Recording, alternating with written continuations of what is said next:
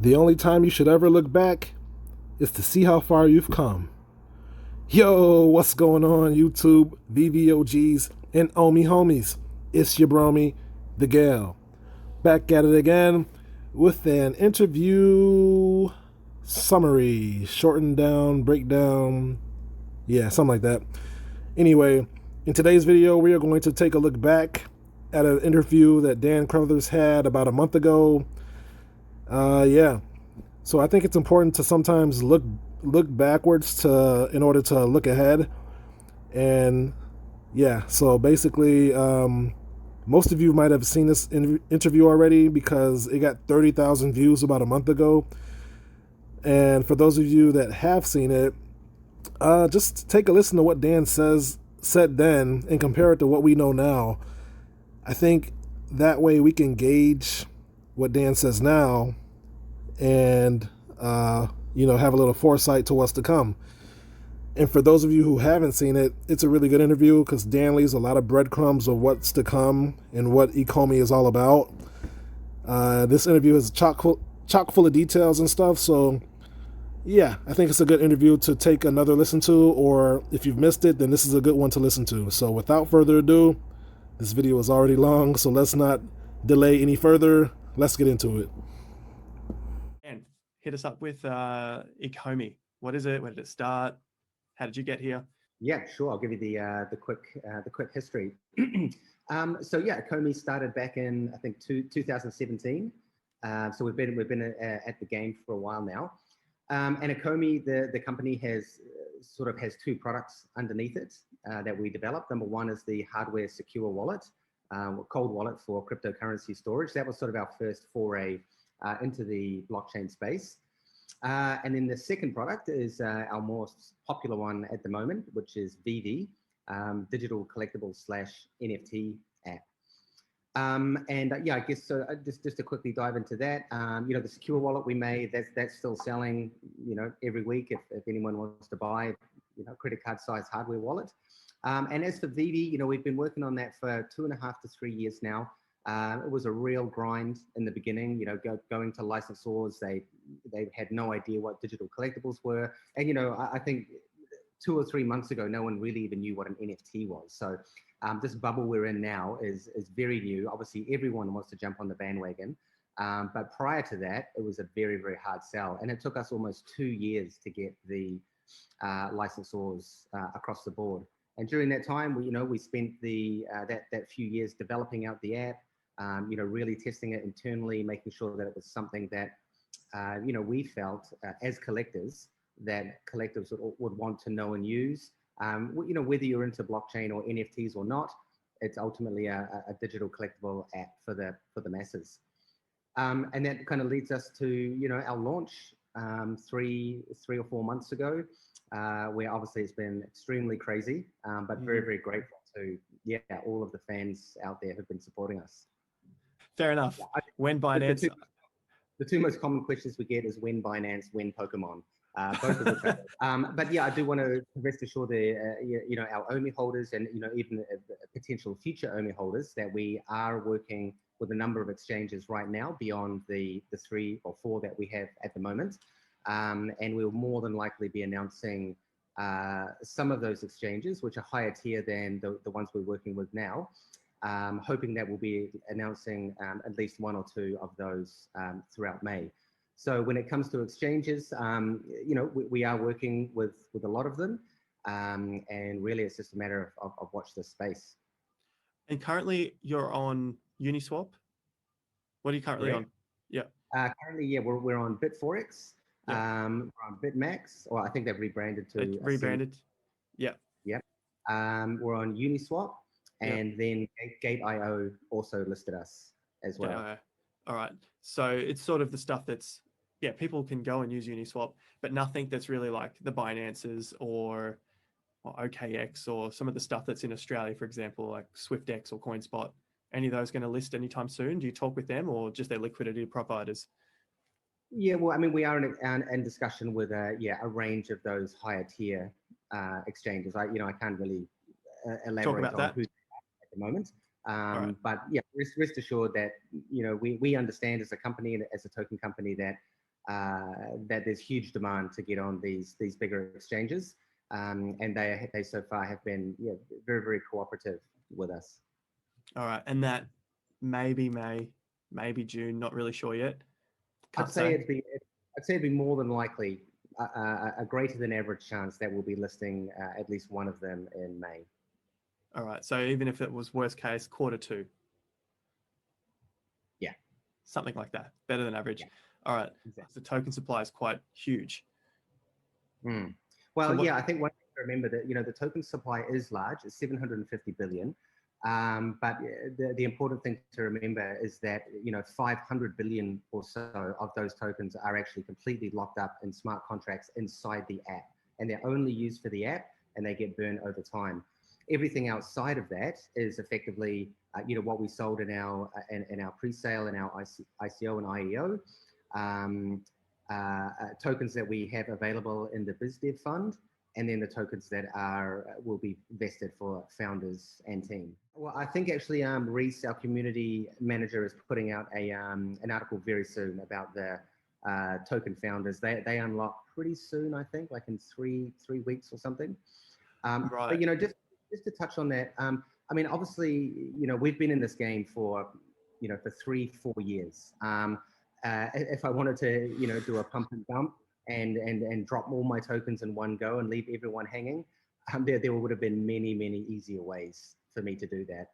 And, David and myself, the two co-founders, we're professional business people. We've been in business for over 25 years, each individually. And, we're very ethical people. We're not, and if I ever do dump my tokens, you can refer back to this video. But, for me personally, and I know David as well, we're not planning to sell down or dump any of our tokens. Obviously, I've been working very, very hard for the past 4 years. So I more than likely will liquidate small amounts, the same that other people would. But, at the end of the day, I'm not here to bring the value of the token down, and neither is anyone else in the company. So I think it's a very, very good question, actually, because it's quite pertinent to the fact that our tokens are unlocking quite soon. And I do want to put it out to the community that, we are very ethical people, and that, we're not going to be leaving any of our token holders with, no value. You got to get paid at some point. Exactly. And, these tokens have been locked up for 2 years, and they don't all vest at once. They vest over a period of another 12 months. So, we've taken all the steps on our side to ensure and try to build trust in the community that we're not here to dump them. If we were, I wouldn't have, we wouldn't have built this app, because you've got to remember, we've got a lot of ongoing obligations to our licensors, to our shareholders, to our token holders. And honestly, if I did anything crazy like dump them, it's really probably going to put me in more shit than I want to deal with. Yeah, and we know where you are as well, in that small island. yeah, it's a small place. There was nothing about a burn, was there? I mean, the token model burns. Anything that is within the app or within the app reserves, they obviously get burned. But none specifically get burned that's in the circulating supply. Yeah, you're not looking to take out like 50 billion or 100 billion, just take them off the market. No. I mean, have considered it, but we'll have to see. Yeah. Future plans. There's a big announcement apparently. When big announcement? There are big announcements coming up. Yeah. We have a lot of very cool licensed and partner announcements coming up in the future. Also, I've alluded to in some of the other videos that we are that I've been on, that we have also some very disruptive products entering into the VeVe platform. So in terms of those kind of announcements, please just stay tuned. Obviously, we were hoping that we would be able to announce some of these a little bit earlier than now, but we work with publicly listed companies. The NFT space is blowing up. There's more of a magnifying glass on it at the moment, and because of that, the licensors really just want to make sure that all their T's are crossed and I's dotted. But I can assure you, 100%, there are license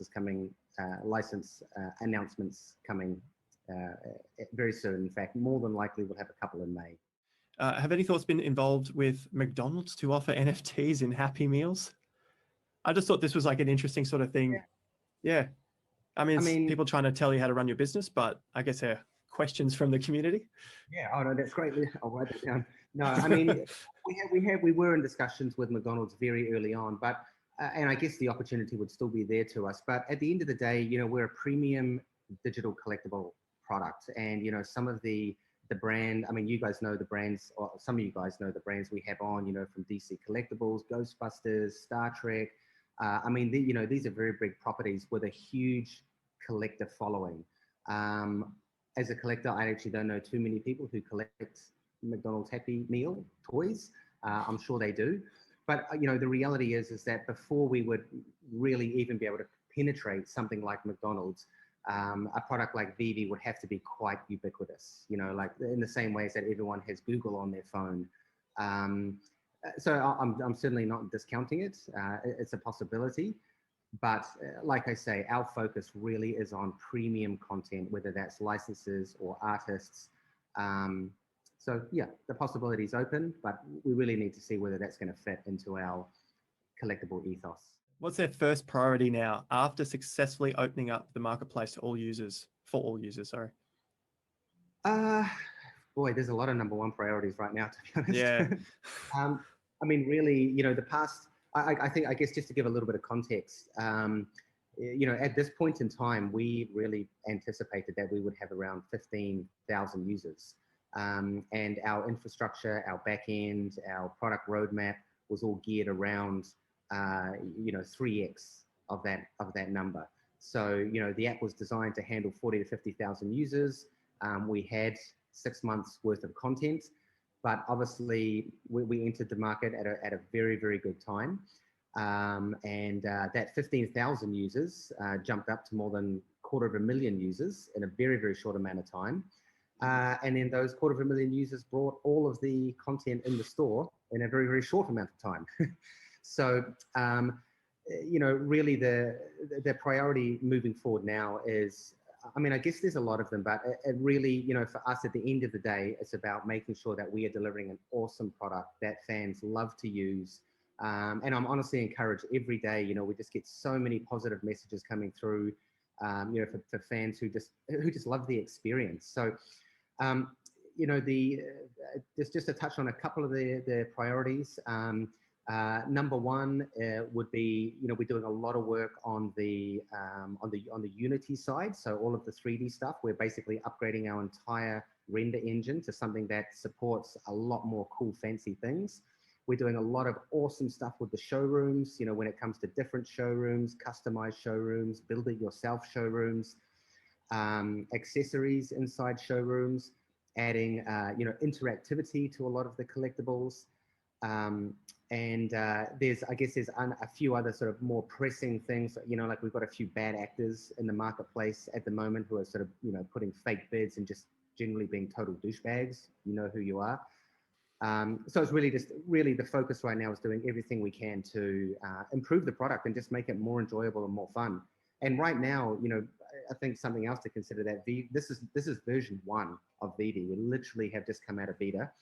And we have a very exciting roadmap for 2021 and beyond. Are you going to now have multiple consecutive drops following today's success? Second question from the bottom. Yes, we absolutely will. As some of the listeners and watchers will know, we have over 100 brands already on board, and there are many more coming on every week. And in order for us to, really give exposure to all of those brands, we will absolutely be doing multiple drops per week. So what you're likely to see moving forward is that, there'll always be the Thursday drop, and we'll be introducing a Tuesday drop, and then seeing how we go from there. We may end up doing, dropping multiple series on both of those days. And when we do that, it's going to be a real mix of content. Like, for example, we wouldn't drop, 2 vehicle brands in one day. We might do 1 vehicle brand and maybe something cutesy like Tokenomics, just so we're, servicing, all of the audiences that we have. Because obviously the demographic of our customer is very, very wide, from people who love sports through to anime, through to, pop culture. So for us, it's really about making sure that we're delivering that content in a timely manner, and spaced out enough that we're not really flooding the market, and giving users and collectors the opportunity to sort of recoup their money, or hey, maybe people just sell it the next day and make 10x. But yes, absolutely, we'll be looking at multiple weekly drops in the future. VeVe, it really is, I mean, even though it is blockchain powered and we use NFTs, I never really describe it as a blockchain product. What it is a mass market digital collectible app. And that's why we bring in a much wider audience coming into the product, because, number one, we work very hard to make sure that you don't have to know anything about crypto. You don't have to set up your wallet. You don't have to maintain your private keys, unless you want to. You can dive deeper into the app, into the more sort of token or crypto side. But on the surface level, it's designed for the mass market user to come in. Is there potential for Ecomi to create other standalone apps or white labeled apps for third parties that use Omi in the background? I mean, yes, we have been asked a few times about white labeling the products. I guess at the end of the day, it comes down to the business case, and there would have to be some very specific reason as to why we would white label. And potentially give you an example on that might be, the VeVe app right now is 13 plus, to ensure that we are COPA compliant. But if we, for example, were to start bringing on a whole range of kids brands, then maybe we might white label that to a partner who was who had a lot of under 13 type of content. But at the end of the day, we actually don't need to white label. We could just bring out VeVe Kids. Not saying that's happening, but yeah, I mean, for me personally, I haven't come across a business case just yet whether we would use white label. And as to using Omi in a white label product, I mean, normally when a company would ask us to white label, it means that they have their own business needs, their own business objectives that are slightly different to what we're doing in VeVe. So yeah, I can't really say, whether the Omi token would be in there or not. But at the moment, we have really no plans to do any kind of white label. What about other apps of your own that can use Omi to create like more use cases for the token? Obviously, everyone wants the token to go up. Mm-hmm. Yeah. Yeah, not really any plans for other apps. I mean, we haven't been approached for the Omi token to be used in any other products out there.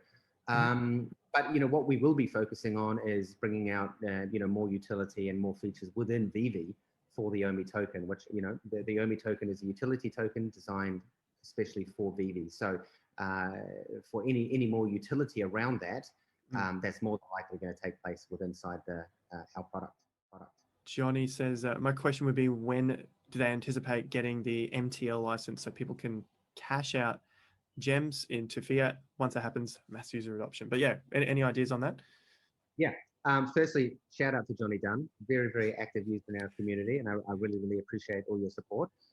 So yeah, MTL, really what's happened over the past couple of months is that we've experienced massive growth, and that growth has meant that we need to, not so much focus on the new features, but really focus on re-engineering the back end and the platform to cater for that growth. So that did mean that the projects that we were working on did have to go on hold. So the MTL license, I mean, don't hold me to this, anyone, but I'm hoping within the next sort of 3 months, potentially less, that we'll be looking to get that rolled out. From our perspective, it's a huge win for the product, because a really big part of collecting is making gains. You manage to get in there, you manage to get the secret rare or ultra rare in that drop, and you get to sell it for 10, 20, 30x. If our users can then convert that into fiat, that's a huge win for our community. And ultimately, one day it would mean that people could almost make money off the market if they were active enough in it. So to answer the question, it's absolutely coming. I'm really hoping within a space of 3 months, but really I think we're just going to have to again watch this space and hashtag soon, which is become synonymous with VeVe and And what kind of burn rates are there for VeVe Verse? Is that already all public out there? I mean, So, yeah, the VeVe is some future updates that we have coming. I can't really comment on anything about burn rates in the VeVeverse until we start to publish more information about that. of course, how big is the current Ecomi team? All divisions. We're a pretty lean machine, to be honest. You know, the total company is under 25 people. We do use a lot of outsourcing companies, you know, for a lot of the 3D content. We outsource to AAA studios, you know, these top gaming studios, top animation studios, you know, really to make the best collectible product we can. Over this year, we absolutely will be growing that team out, and I would anticipate by the end of the year, you know, we might have, say, closer to 40, maybe 50. But, you know, at the end of the day, in New Zealand here, we really have the saying called number 8 fencing wire, where we, you know, we don't necessarily need massive teams. We prefer to be lean and efficient and just deliver a great product. And sometimes when you have a massive team, that can really, you know, slow things down. How many are you guys now? 25. Last one here he's got is, are we now into collectibles? Oh, now into collectibles and art. When will we start getting into music and other industries? Yeah, I mean, I can't say exactly what we're getting into, but I can say that we are getting into some very, very cool stuff. And this is going to be very disruptive for the industries that we are getting into. This new kind of digital asset is going to be coming out around mid-year. I'm super, super excited to, you know, when we can announce what's coming. But really, you know, one of the main things about VeVe, and I guess one of the differences, is that we really are a platform more than a specific use case. And what that allows us to do is really onboard any type of digital product, you know, whether it's a 3D collectible, as we sold in the beginning. We're now obviously moving into 2D artworks. And yeah, there's a whole lot of really cool stuff coming in the future. And we absolutely want to be expanding on that offering. If our fans want it, we will try and get it. You know, looking at other projects, we've got, I think it's like uniquely, they're looking to do stuff that's, you have the NFT, but they're the first ones to that you can actually bring it into the physical world. So if you wanted that poster you got behind you, you could just get it printed off. Obviously you pay for the postage and it gets delivered to you. Is that part of the model here, or is that just sort of like a different business altogether? And is that in competition? I mean, we are primarily digital right now, but I can tell you 100% that in the near future, we will be doing drops that are paired with a physical item. So you get the digital collectible version, and at the same time, you will get the physical version of that. In addition, we, you know, with some of our licensed partners, we're working with them on their physical line. So you get the physical version, and then you get the digital version as well, and vice versa. I mean, you know, coming from the collector world, the physical world is never going to go away. I mean, you know, you guys can't see it, but I've got tons of collectibles, you know, over here in my house, and I still love them. You know, I love to be able to, you know, just be here, look at them, have them around me. So it's a huge part of the collecting world. So yes, absolutely. Physical digital pairings will be coming in the future, and we have some really, really cool stuff. That's all the really cool announcements. Hashtag soon. Well, I mean, that's just a small announcement, but what ways will VeVeverse exist? Will it have its own engine? No, it won't. I think the user there is referring to the game engine. So we use Unity as our engine, and you know, Unity is one of the top gaming engines used out there by, you know, a lot of AAA gaming companies. So the VeVeverse, as we expand it out, will all be developed in Unity. And I really can't say too much more on the VeVeverse at the moment. What's the differences with the competitors? I think they're getting at here. Yeah, I mean, I guess VeVe is quite unique in the space at the moment, and I believe it's because we've come from a more of a collectible background. And our focus is really providing a whole lot of rich features for collectors and for fans to do super fun stuff. I mean, we have all of the AR. I mean, since we launched in January, you know, we've had tens of thousands, I think it's 40 or 50,000 plus shared images just to our feed alone. let alone what's gone up on Instagram. So I think that, the way I like to describe the difference of what between us and our competitors is that I really put it in two camps. In camp one, you've effectively got the buy-sell platform, which really is the eBay of digital collectible. And that's your Nifty Gateways, your OpenSeas. I mean, these guys have done super, super well. I mean, obviously OpenSea, these guys were the first players in the space. And they're there to help facilitate people to buy and sell their NFTs. Whereas on the other camp is VeVe, and that really is what I more like describe Disneyland for NFTs, in the sense that, yes, we do have a marketplace where you can buy, sell, and trade, but around that, we've got everything is in beautiful, rich 3D. We have all of the licensed brands. You've got virtual showrooms that you can fully customize, all of the AR features, the social feed, customizable and upgradable collectibles. So, our features are beyond just the buy sell, and they really are focused heavily around, as I say, the experience for collectors. So then that kind of goes into the next one here. You could play with these collectibles, and who would be creating those sort of games? So if I've got some collectible cards, or I don't know, talking about race cars here around a virtual track, is that part of the experience in terms of the Disney World experience that you're trying to provide? And just a quick caveat, I said Disneyland, but that doesn't mean anything. Yeah, so absolutely. Interactive collectibles is fully the next big push we're making.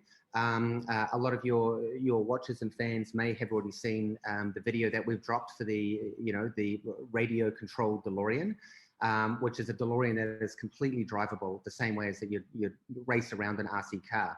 And what I mean by that is you can drop the DeLorean in augmented reality. It could be, this long, or it could be 1-to-1, and you get some little gamepad down the bottom, and you can drive it around, do burnouts.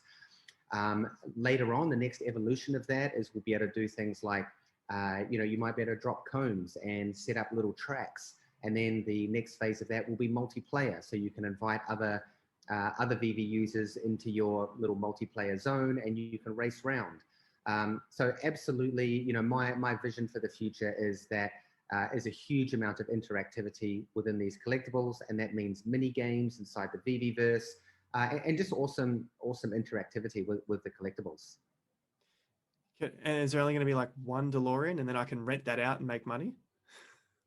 Yes, we are definitely looking at a renting option. It won't be coming out till a little bit later in the year.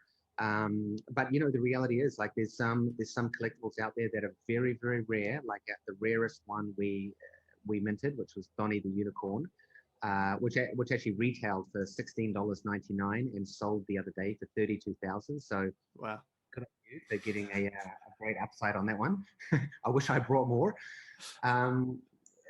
Yeah. Well, like the car, the DeLorean, for example, there's only one or two of them, and then people want to know what it's like to drive around in this DeLorean thing in AR. Okay, you guys can rent it out for an hour for whatever. Yeah, absolutely. Yeah. So if you were to rent it to someone, you'll be able to choose what price. I mean, you could give it to them for free if you want, and then as part of the smart contract, you'll say, what is your, when do you want it back, and then the smart contract will just deliver it back to your cool. address at that time. Any plans to add better video functionality to make awesome videos with our collectibles? Plans? Yes, 100%. Yeah. We have the video feature is actually almost finished. So I would say in May, by the end of May, I'm a little bit nervous about giving dates, but you can definitely expect video to be coming very soon. And I'm actually really excited to see what fans are going to do, because there's just so many awesome photos that people take now in AR. And yeah, adding video into that is really just going to take it to the next level. Any plans for cool ways to display our collections in the real world in a digital frame? Yeah, I mean, by the end of the year, yeah, you can anticipate that we will have, a VeVe app for smart TVs, where you'll be able to, display your collection either on your TV. We have looked into a few digital frames. Yeah, I mean, we'll just see how it goes on that front. Okay. And then the last one here under this heading was how you going to sort things out with Apple Store fee?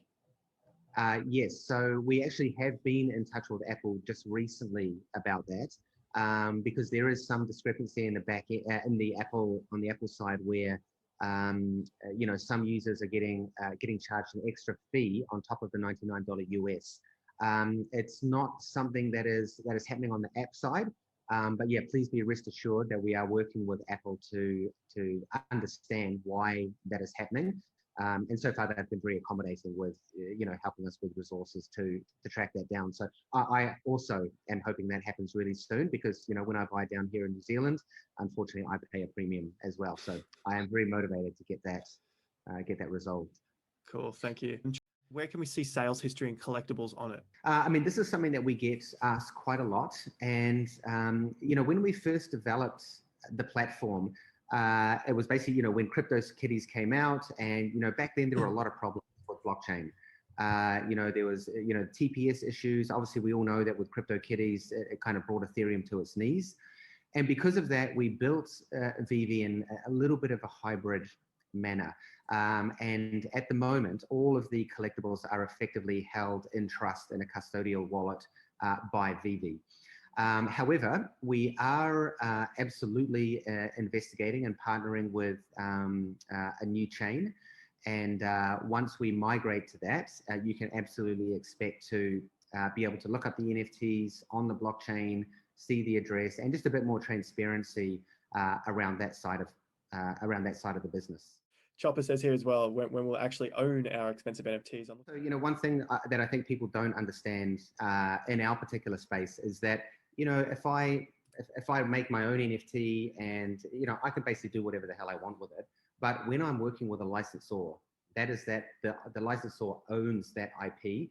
And up until now, the licensors have been very cagey and very cautious about having NFTs move out of our platform. And that's why VeVe has been built as a walled garden, even though it is completely open behind the scenes. But now that, this whole NFT explosion has happened, and licensors are really starting to understand a lot more about this space, you can absolutely expect that that's where VeVe is moving, that you will own that collectible. You'll be able to see it in your wallet, in your VeVe wallet. Licensor depending, you'll be able to transfer that VeVe NFT into a supported wallet. So really, it's just an evolution of the industry right now. They're just saying that they were cautious about having their IP, because you've got to remember, like these. I mean, I remember back in the early days, like a couple of years ago, at one of the big licensor meetings, I mentioned the word blockchain, and they basically ushered us out of the office because they said, "Oh, that's that Bitcoin scam."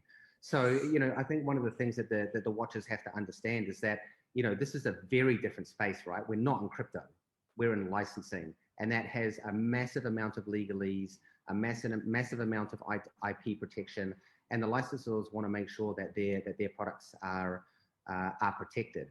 So yeah, as I say, that is, we always knew that this time would come, and that the platform would open up. So that's exactly what people can expect moving in through this year. They can't actually alter it in any way. It was just more that, really going back 6 months, people didn't really understand this stuff. Unless you're in crypto. And as you know, to be in crypto, you need to be balls deep in crypto to understand it. So I think really it was just a lack of understanding. But as I say, that's changed now. The industry is going mainstream. Licensors understand exactly what the opportunity is in the space now. They understand what the risks are. And some of the licensors that we have coming up, they will be interoperable from word go. What about GoChain is holding them back? Why do they want to leave? I mean, I guess when we started out on this, GoChain was the perfect partner for us. They were high TPS, low fees, but since then, the blockchain space has changed dramatically, and there are a lot of providers out there now who are very specifically focused on NFTs. And so the partner that we'll be aligning with will be one that very much has an NFT focus. The other biggest issue with GoChain for me is the interoperability. That I really believe the future is interoperable, without having to do any kind of token or NFT swap.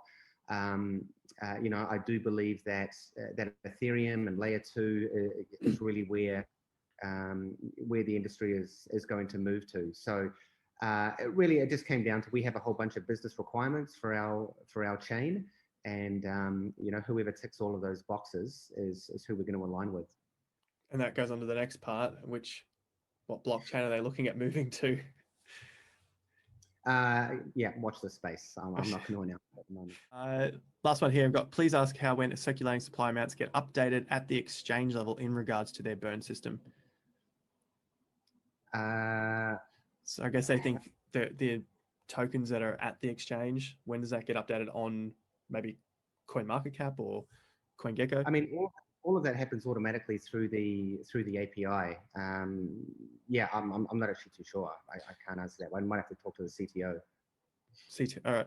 Yeah, exchange level in regards to burn system. Okay, so if your burn system's going on, when does that happen at the exchange?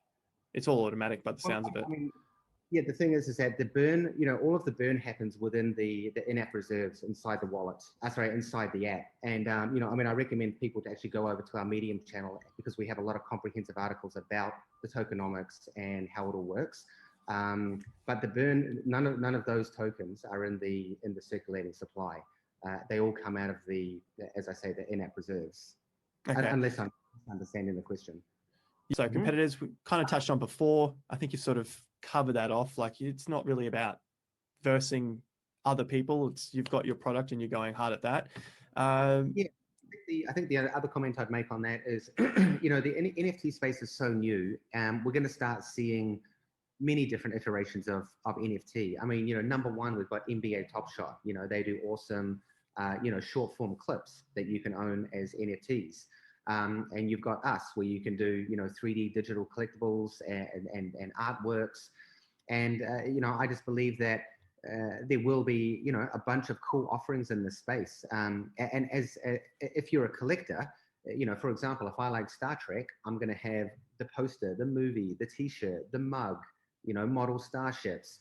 And it's going to be the same in the NFT space. If you like NBA, you might have the video clip, you might have the 3D collectible, and then someone else might bring out something different. But yeah, I don't really feel that we have any real competitors, directly in our kind of niche in this space at the moment. And these NFTs, people will be able to transfer them to different blockchains and use them in different worlds. Say if I got something off VeVe, could I transfer it to TVK and then use it on their augmented reality or their virtual reality? What's TVK? Terra Virtua Collect. Right, Terra Virtua. Yeah, okay. Terra Virtua. I mean, I actually, my personal belief is that interoperability is absolutely not here yet, and especially when it comes to any kind of licensor branded kind of product. I believe that the future really is some kind of Ready Player One, where you've got all of these assets, all of these different licensed brands in one place, or at least in a multitude of places. And there's even a lot of big companies out there now, who, I think it was Epic, I think even Unity, they've all announced that they are working on these wider metaverses, which is essentially what the VeVeverse is. So I believe that is coming, but it may be 1 or 2 years away before we start seeing this really true interoperability. Does that mean you can take Batman into World of Warcraft? Very, very unlikely. Doesn't mean you can bring your World of Warcraft character out and store it in your VeVe virtual showroom. More than likely. Does that also mean there's going to be one universe that should win all of these things? So if I'm buying stuff off a different universe, can it make it into another universe? I think there will absolutely be multiple. I mean, I think, as we can even see kind of in the NFT space now, there are so many different iterations. So I'd say that there will, I mean, this is just my personal opinion, that there will be a multitude of VeVeverses, and ultimately, and hopefully, users will be able to move through those metaverses in a fairly simple kind of interoperable way. But we'll really just have to wait and see what the future holds. All right. Competitors, is Binance NFT Marketplace a competitor? That's just been announced? Not really. those guys are different. I mean, they are a marketplace. Like I was saying, they're in this camp over here, which is basically eBay of collectibles. They facilitate a buy sell, but beyond that, because they're a marketplace, the functionality is very limited. Whereas VeVe, yes, we have the marketplace, but around that we have a considerable amount of features. So I would say we're a very, very different product from any of the marketplaces that are out there, whether it's Binance, Nifty, OpenSea. Yeah, and look, talking to you, it's actually making a lot of sense. I'm pretty new to the whole NFT thing, and understanding that in terms of Binance, yes, I understand what you mean. It's literally like the eBay. You're just buying these things and you go and do whatever it is with them. You have to store it somewhere. Okay, but you guys are actually creating that experience, that world that you can interact with the things that you've bought and you love. Yeah, exactly. One more tough question. We got, what are the biggest licenses in his view currently in the world? So you're the biggest licenses in the world that you know. I mean, biggest license in the world. I mean, I guess off the top, probably the biggest license holder in the world is probably Disney. I mean, they've snapped up all of the big, the big four from Star Wars through to Marvel. So, and again, I'm not saying anything. I'm just, telling them, and I have to say this because people dissect these videos. I guess Disney would probably be the biggest licensor in the world. There might be a few Japanese brands that are sort of way up there as well. Pokemon. I mean, Pokemon. Sorry. I mean, the difference between Pokemon and Disney is that Pokemon, they're a single product, whereas Disney has hundreds of brands underneath their umbrella. So that's the video, my friends. If you've made it this far, then wow, you are truly an Ecomi trooper. And I thank you for watching. Yes, it was very interesting to hear again what Dan was saying about a month ago. A lot of stuff that he said has come to fruition, and a few things that he's mentioned has yet to come to pass, but I believe they are on the way. I have no reason to believe that they're not. So all we have to do is be patient and just chill for the ride, because there's a lot of good things to come. Ecomi is a one-of-a-kind project, and I think it has perfect timing with the NFT boom and crypto boom becoming mainstream, and they just came out of nowhere, and I think Ecomi is going to hit a lot of people in the mouth, and they won't know what hit them in a good way. So just be blessed to be here early, and especially if you're invested heavily or even decently invested, it's going to be a fun ride. So with that being said, I'm not a financial advisor. I'm just your everyday, your friendly neighborhood genius who was giving his opinions on this cool company named Ecomi. So thank you again for watching, and I'll catch you in the next one. Peace out and hodl.